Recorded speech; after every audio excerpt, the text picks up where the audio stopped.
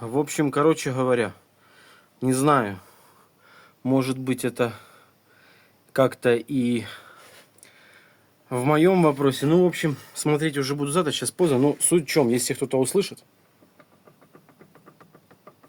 не знаю. Я бы не сказал, что это какой-то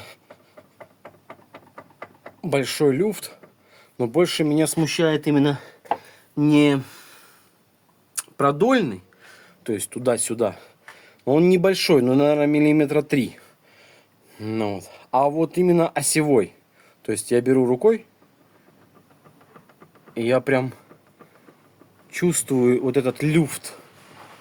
Но все болты затянуты, все четко. Привет. Все четко.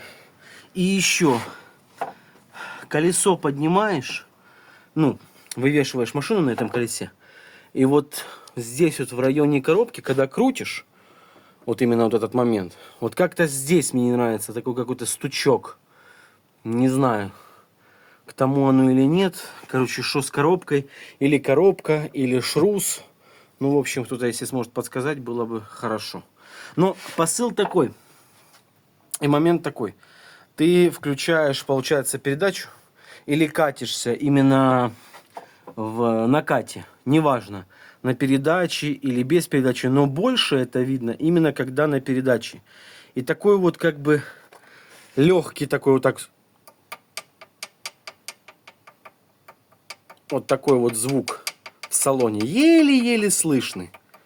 Но слышный.